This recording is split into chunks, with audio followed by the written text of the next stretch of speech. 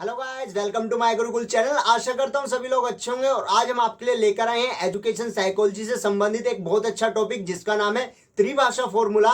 और ये एग्जाम के पॉइंट ऑफ व्यू से भी, सीटेट के पॉइंट ऑफ व्यू से बहुत ज्यादा महत्वपूर्ण रहने वाला है। तो चलिए अपनी वीडियो को स्टार्ट करते हैं। वीडियो को स्टार्ट करने से पहले आप हमारे चैनल पर अगर नए हैं तो चैनल को सब्सक्राइब करें, वीडियो को लाइक करें।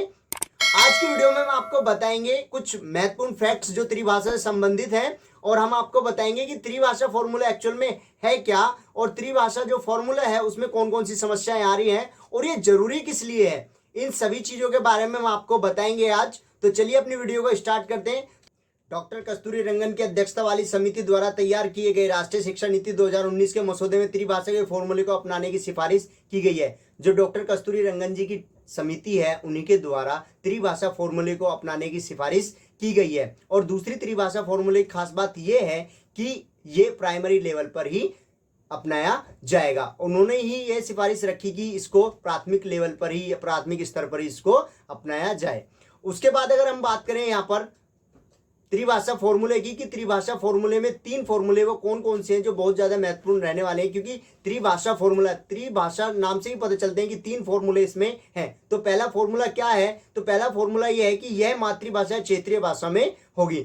तो बच्चे की जो शिक्षा है वो सबसे पहली जो प्राथमिक शिक्षा है उसमें पहला फॉर्मूला यही रहेगा कि बच्चे को मातृभाषा या क्षेत्रीय भाषा में उसको ज्ञान दिया जाए। दूसरी भाषा यानी कि दूसरा जो फॉर्मूला है यहाँ पर वो ये होगा कि हिंदी भाषी राज्यों में अन्य आधुनिक भारतीय भाषा या अंग्रेजी होगी, गैर हिंदी भाषी राज्यों में हिंदी या अंग्रेजी होगी। तो यहाँ एक बात कह सकते हैं कि एक्सचेंज, जहां पर हिंदी भाषा है वहां पर आधुनिक भाषा होगी और जहां पर जो गैर हिंदी भाषा वाले राज्य हैं, जहाँ जैसे आप दक्षिण में चले जाइए वहां पे तमिलनाडु या और बहुत सारे राज्य हैं, तो वहां पे हिंदी भाषी राज्य वो नहीं है, तो वहां पे हिंदी भाषा चल सकती है। एक तरीके से कहा जाएगा यहाँ पे एक्सचेंज हो जाएगा कि जो हिंदी भाषा वाले राज्य हैं वहां पे आधुनिक भाषा चलेंगी और जो गैर हिंदी भाषा वाले राज्य हैं वहां पर हिंदी चल सकती है।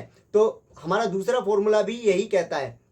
उसके बाद तीसरे फॉर्मूले की अगर हम बात करें, तीसरा जो हमारा फॉर्मूला है वो बहुत ही इजी सा है कि हिंदी भाषी राज्यों में अंग्रेजी या एक आधुनिक भाषा होगी, गैर हिंदी भाषा में अंग्रेजी या एक आधुनिक भाषा होगी। देखिए तीसरी जो यहाँ पे फॉर्मूला रखा गया है, जो त्रिभाषा फॉर्मूला का जो तीसरा जो फार्मूला है यहाँ पे वो यही रखा गया है, जो तीसरा सूत्र यहाँ पर रखा गया है कि उसमें जो हिंदी भाषा वाले राज्य है उसमें एक आधुनिक भाषा या अंग्रेजी भाषा कंपल्सरी कर दी गई है। तो वहां पे कंपल्सरी अंग्रेजी भाषा या आधुनिक भाषा होगी और जो गैर हिंदी भाषी राज्य है वहां पे भी अंग्रेजी या आधुनिक भाषा वहां पर भी चलेगी। तो ये त्रिभाषा फॉर्मूला है। आगे चलते हैं हम, त्रिभाषा फॉर्मूले की जो आवश्यकता है वो क्यों हुई।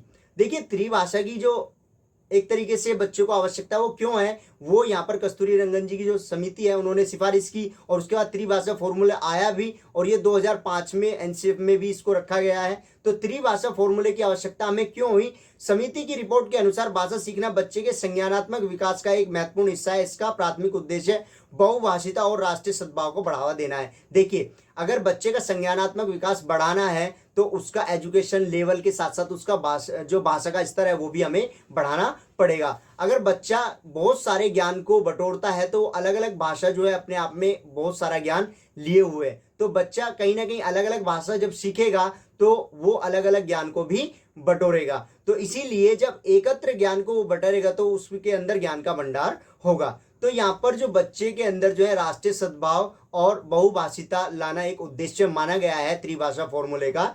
उसके बाद अगर हम बात करें, हर एक छोटी से छोटी भाषा अथवा बोली में अनंत ज्ञान भरा हुआ है। जरूरत है बच्चे को हर भाषा में उस ज्ञान को ग्रहण कर अपने जीवन में उतारने की। देखिए यहाँ पर अभी हमने बात करी थी कि जो छोटी से छोटी भाषा उसमें बहुत सारा ज्ञान भरा हुआ है और बच्चा उन भाषाओं को सीखकर उस ज्ञान को अर्जित कर सकता है और अपने जीवन में उसे उतार सकता है। आगे अगर हम बात करेंगे यहाँ पे त्रिभाषा फॉर्मूले आने वाली समस्याएं, त्रिभाषा फॉर्मूले में आने वाली कौन कौन सी समस्याएं हैं।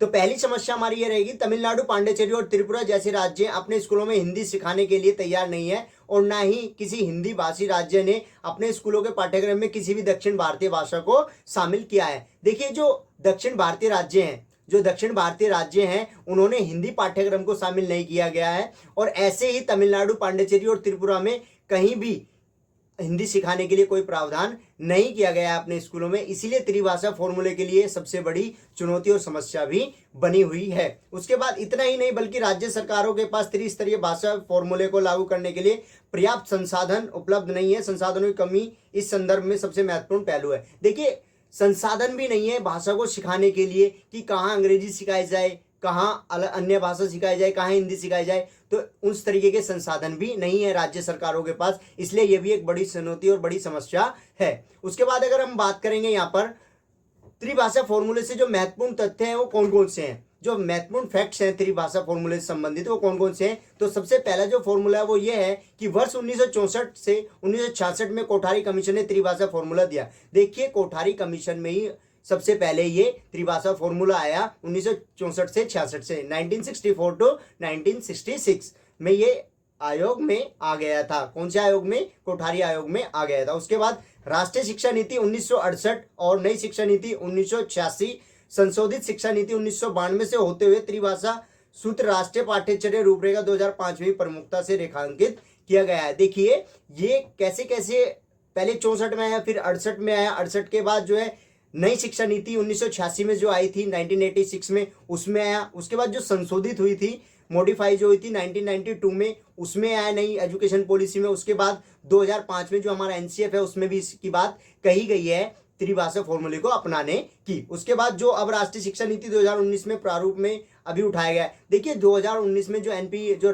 नेशनल एजुकेशन पॉलिसी जो आई है उसमें भी इस बात को उठाया गया है कि नई एजुकेशन पॉलिसी में भी आपका जो है त्रिभाषा फॉर्मूला आएगा। अगर हम बात करें यहाँ पर आगे की त्रिभाषा फॉर्मूले को एक बार में ही समझने की, त्रिभाषा फॉर्मूले को आसानी से समझने के लिए हमने एक चीज ली है। देखिए, इस डायग्राम को आराम से समझें। त्रिभाषा फॉर्मूले का जो पहली भाषा है, दूसरी भाषा है, तीसरी भाषा, जो पहला फॉर्मूला है हमारा वो कौन सा है? मातृ एवं क्षेत्रीय भाषा का है। जो पहला फॉर्मूला है वो किस पर फोकस करता है? मातृ एवं क्षेत्रीय भाषा का। जो दूसरा फॉर्मूला है, जो दूसरी भाषा है, वो राज्य से अन्य भाषा, जिस राज्य में जो भाषा उससे अन्य भाषा उसमें रखी जाएगी, ये दूसरा फॉर्मूला कहता है। ऐसे ही तीसरी भाषा या तीसरा फॉर्मूला कौन सा है? अंग्रेजी या आधुनिक भाषा। किसी भी राज्य में अगर कोई भी भाषा उससे अन्य भाषा हमें रखनी है, अंग्रेजी या आधुनिक भाषा इसमें हम रखेंगे, तो यही त्रिभाषा फॉर्मूला है। और त्रिभाषा फॉर्मूले के संबंधित आपके आजकल सीटेट और अन्य टेट में भी बहुत ज्यादा क्वेश्चन पूछे जा रहे हैं। Thank you for watching.